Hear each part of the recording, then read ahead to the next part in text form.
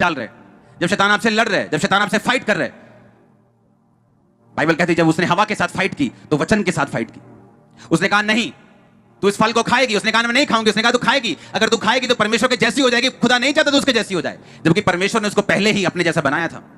जब भी शैतान आपके साथ लड़ता है वो वचन से लड़ते हैं कि नहीं नहीं कोई प्रॉब्लम नहीं है ये व्यभिचार की, और थोड़ी बहुत चोरी कमीशन की कोई प्रॉब्लम नहीं है, भी तेरा बिजनेस है, नहीं नहीं थोड़ा बहुत ये कर ले कोई प्रॉब्लम नहीं।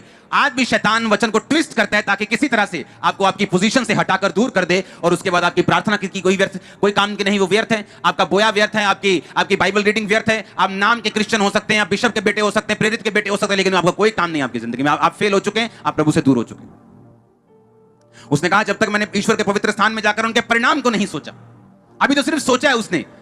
और बाइबल कहती है आने वाले दिनों में ऐसा ही हुआ जिनके बारे में वो डहा कर रहा था कि मैंने अपना हाथ निर्दोषता के जल में ऐसे ही धो लिया, ये दो लोग तो ऐसे ही बढ़ रहे हैं। कहता जब मैंने उन्हें देखा उनके स्थान पर वो नहीं थे, वो उजड़ चुके थे, वो घबराते घबराते नष्ट हो चुके थे।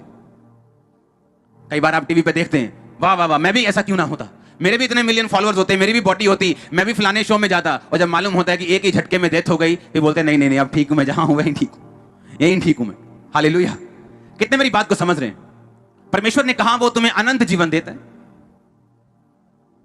कि हमारा वो जीवन यहीं पे नहीं वहां भी है, लेकिन लोगों का जीवन वहां नहीं है, उनका स्वर्ग की ओर नहीं, उनका नरक की ओर जीवन है। दाऊद कहता जब तक मैंने परिणाम को नहीं सोचा। कैसे? प्रेयर में। पाप किया तो कहां गया? प्रेयर में। शक आया तो कहां गया? प्रेयर में। फाइट थी, दुश्मन हावी हो रहे थे, कहां गया? प्रेयर में। लड़ रहा था और जीत रहा था और हर एक लड़ाई को जीत रहा था, कहां गया? प्रेयर में।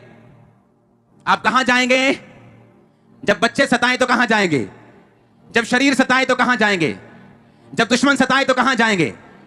आप प्रेयर में जाएंगे। अगर आप पहले उठकर एमएलए के पास जाएंगे तो आप नीचा खाएंगे, लेकिन अगर पहले प्रेयर में चले जाएंगे उसके बाद किसी और के पास जाएंगे तो वो भी आपकी मदद करेगा। परमेश्वर हमारे से ये एक्सपेक्ट करते हैं कि हम अपनी जिंदगी में हर एक चीज, हम अपनी लाइफ में हर एक चीज के लिए सर्वप्रथम परमेश्वर को रखें।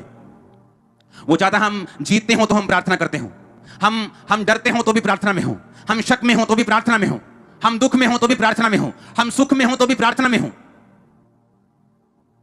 प्रेरितों के काम उसका 12 अध्याय उसकी 1 आयत से लेके मैं पढ़ूंगा कुछ आयतों को। उस समय हेरोदेस राजा ने कलीसिया के कई व्यक्तियों को सताने के लिए उन पर हाथ डाले और उसने यूहन्ना के भाई याकूब को तलवार से मरवा दिया। जब उसने देखा कि यहूदी लोग इससे आनंदित होते हैं तो उसने पतरस को भी पकड़ लिया, और ये दिन अख़मीरी रोटी के दिन थे। उसने उसको पकड़कर बंदी गृह में डाला और 4-4 सिपाहियों के 4 पहरों यानी 16 सिपाहियों के बीच में रखा, और इस विचार से कि फंसा के बाद उसे लोगों के सामने लाए। बंदी गृह में पतरस बंद था, परंतु कलीसिया उसके लिए लौ लगाकर परमेश्वर से प्रार्थना कर रही थी। याकूब एक पॉलिटिकल मर्डर का शिकार बन गया। वो मर्डर नहीं था, वो पॉलिटिकल मर्डर था। जब उसने देखा कि मैं अगर चेलों को मारता हूं तो कुछ खास यहूदी लोग मेरी वोट जो परसेंटेज है वो खुश हो रही है, बाइबल कहती, उसने पतरस को भी पकड़ लिया। जब यीशु मसीह चेलों के साथ रहते थे तो बाइबल कहती है कि चेलों को तब समझ नहीं आती थी कि ये ऐसा क्यों कर रहा है, ये ऐसा क्यों कर रहा है। उनको लगता था पता नहीं किस दिन यीशु मसीह ने कह देना है अच्छा हो गए 2 लाख बंदे, चलो चक्को भी तलवारा चलिए पर ते रोमी साम्राज्य ਨੂੰ लाइए थले, तो मैं तेरा राजा तू ही मेरे मंत्री। उनको लगता है शायद इसलिए हम 12 लोगों को चुना कि हम मंत्री हैं परमेश्वर के।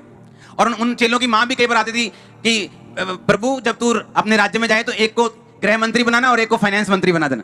परमेश्वर ने कहा तुझे नहीं मालूम तू क्या मांगती है, मैं तो उस क्रूस पे चढ़ने वाला हूं जहां इधर और उधर मेरे डाकू होंगे। मैं तो उस राज्य की स्थापना कर रहा हूं जो आत्मिक है, लेकिन उनको मालूम नहीं था। बाइबल कहती जब यीशु मसीह चमत्कार कर रहे थे, हीलिंग कर रहे थे, डिलीवरेंस कर रहे थे, तो कई बार यीशु मसीह को मालूम होता था कि कुछ पॉलिटिकल लोग उससे मिलने के लिए आ रहे हैं, उसे फंसाने के लिए। और बाइबल कहती है यीशु मसीह प्रार्थना के लिए जाते थे, और कई बार यीशु मसीह को लोग पकड़ लेते थे और तब भी यीशु मसीह उनके बीच से आराम से निकल जाते, कोई उनको पकड़ने की हिम्मत नहीं रखता था। बाइबल कहती है यीशु मसीह का समय तब तक नहीं आया था।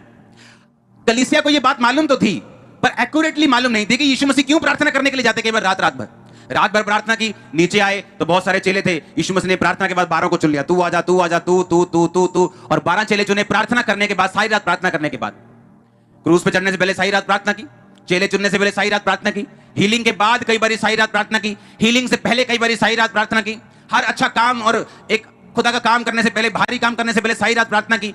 और हर रोज भी बाइबल कहती है वो भोर को दिन निकलने से बहुत पहले यानी 2:30 बजे 3 बजे रात को प्रार्थना के लिए चले जाते थे। अब ये बात उनको मालूम तो थी प्रार्थना के लिए जाते थे, पर यह बात नहीं मालूम थी कारण क्या था। अब कलीसिया को समझ आया कारण। उन्हें मालूम था कि यीशु मसीह हर टाइम दुश्मनों के बीच में रहे हैं और किसी में इतनी हिम्मत नहीं थी कि उनको टच कर दे, क्योंकि यीशु मसीह कहते थे कि जब मेरा समय आएगा ये मुझे नहीं पकड़ेंगे, मैं अपने आप को इनके हवाले करूंगा, मारा जाऊंगा और तीसरे दिन मुर्दों में से जी उठूंगा और फिर तुम्हारे बीच में रहूंगा। ये लोग बोलते हैं इनका ईश्वर खुद तो बचा नहीं सका अपने आप को। अरे मूर्ख हो, पहले पूरी बाइबल तो पढ़ लो। बाइबल कहती है उसने अपने आप को उनके हाथों में दिया और तीसरे दिन वही जी उठा। अरे वो तो बोलो जी उठा। अब चेलों को समझ आई कि क्यों यीशु मसीह प्रार्थना करने के लिए जाते थे, क्यों यीशु मसीह प्रार्थना के लिए। उनको समझ आई कि यीशु मसीह की प्रोटेक्शन का राज जो था वो प्रेयर था, क्योंकि यीशु मसीह के आसपास हर वक्त सदूकी, फरीसी, पॉलिटिकल लोग रहते थे, कोई उन्हें टच नहीं कर पाता था। और बाइबल कहती है उनको समझ आई कि हमारे जीवन में कमी है, हमारे पास पावर है, हमारे पास गिफ्ट है, हमारे पास होली स्पिरिट भी है, लेकिन इनके बावजूद भी ये श्योर नहीं है कि शैतान हम पे अटैक नहीं करेगा, हमें परमेश्वर की प्रेजेंस में लगातार जाना पड़ेगा। तब उनको समझ आई और बाइबल कहती 5 आयत में कि उन्होंने लॉ लगाकर पतरस के लिए प्रार्थना करनी शुरू कर दी। और बाइबल कहती जब लॉ लगाकर प्रार्थना की, हेरोदेस उन लोगों के सामने पतरस को लाने को था, तो पतरस जंजीरों से बंधा हुआ सिपाहियों के बीच में सो रहा था और पहरुए द्वार पर रखवाली कर रहे थे।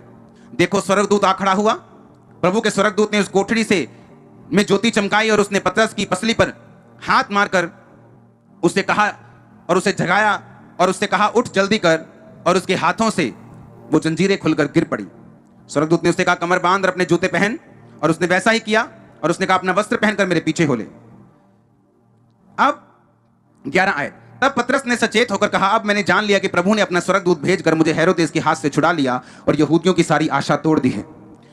यीशु मसीह के नाम में शैतान की आशाएं आपसे टूट जाएं, उसकी आशा आपके बिजनेस से टूटे, आपकी सेहत से टूटे, आपके फाइनेंस से टूटे, आपके सेहत से टूटे, यीशु मसीह के नाम में परिवार से टूटे, मैरिड लाइफ से टूटे। आमीन हो जाए, मैंने कहा आमीन हो जाए। आशीष आपकी, हालेलुया।